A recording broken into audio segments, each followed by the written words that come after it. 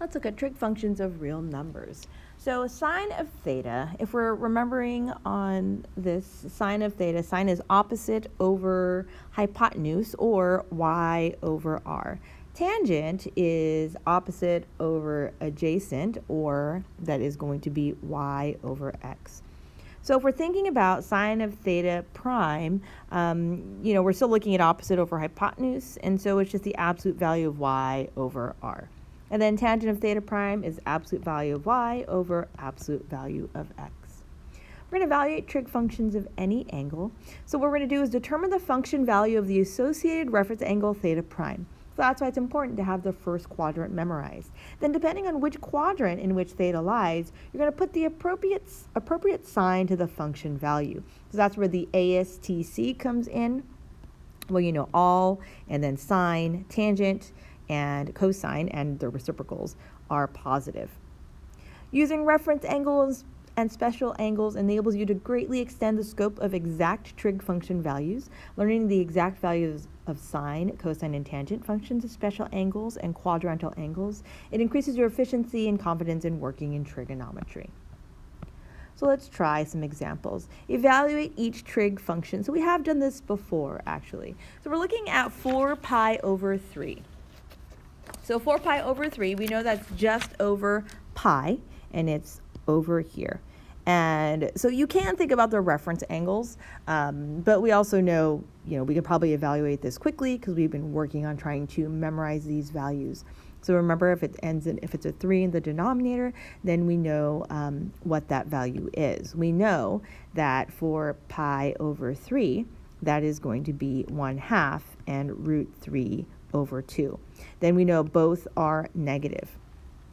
Okay, now if we're just taking a look at the reference angle, so we know that a reference angle is, so the reference angle for 4 pi over 3 is going to be just pi over 3, right? And that's where this comes from. If we know where pi over 3 is, then we just affix a sign to it. So cosine of 4 pi over 3, that's our x value. Therefore, the answer is -1/2. Tangent of -210 degrees. So that is, here's 180 degrees here, and this is 270, right? Negative. And so we know that it is rotating this way, and here is the angle. So we want to look at the reference angle here. So from 210 degrees, how far is it to 180? Where we're really looking at tangent of 30 degrees. So tangent of 30 degrees, we know 30 degrees, that is going to be root 3 over 2 and 1/2. We know the x is negative. So tangent of 30 is going to be the 1/2 over root 3 over 2, negative root 3 over 2. And so we know that ends up simplifying to negative root 3 over 3. So make sure, again, to rationalize the denominator.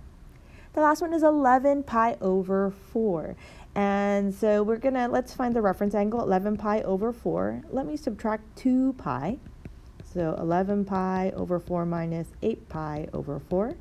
That gives me 3 pi over 4. So I'm right over here. And I know that it rotates one full circle, one full revolution, and then ends up here. So we're looking at the reference angle. While we're looking at 3 pi over 4 as our coterminal angle, then we need to look at our reference angle. So we know that the reference angle is pi over 4. And cosecant, so we know that is 1 over sine of pi over 4. So we know that that is going to be, our sign is positive, the answer will just be square root of 2.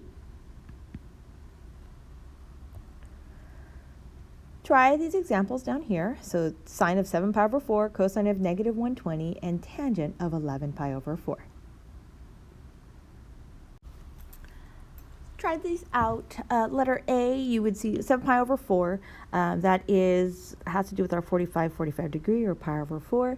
We know we're in quadrant 4. And so we're looking at sine. Our y value is negative, so it's negative root 2 over 2. For cosine of -120 degrees, we're in quadrant 3, and so we're looking at the reference angle 60 degrees, and so at 60 degrees, we know we're at -1/2 and negative root 3 over 2, and cosine is the x, so it's just -1/2. For letter C, we're 11 pi over 6, so that's just shy of 2 pi, and so we're looking at the reference angle of pi over 6, And so tangent is y over x, so it's negative a half over square root of 3 over 2. And so that simplifies to negative root 3 over 3.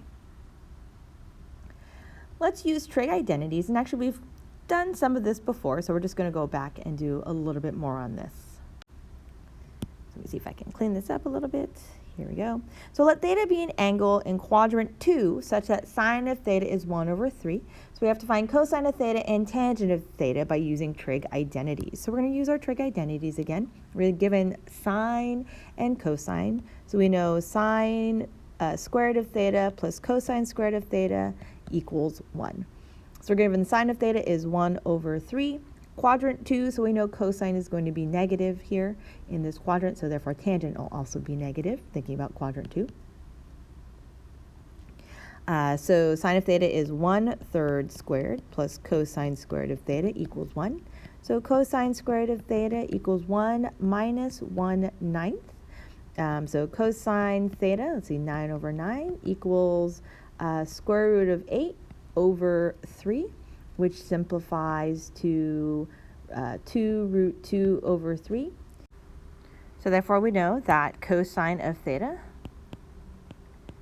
we know it's negative, right, because it's in quadrant 2. Cosine theta is negative 2 root 2 over 3. I'm sorry, over 3. Yes, it is correct. And then letter B, we're looking at tangent of theta. So tangent of theta is y over x. And we know y is 1 over x, which is our 2 root 2. And so then we have to rationalize the denominator, so multiply by root 2, and we get root 2 over 2 times 2, or root 2 over 4. And then, of course, because tangent in this quadrant is negative, then tangent of theta equals negative root 2 over 4. And we're done.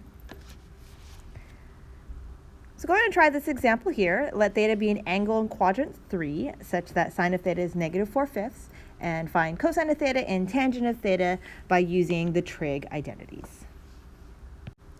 So A, cosine theta is negative 3 over 5, and then tangent of theta is 4 over 3, again using the trig identities here on the left.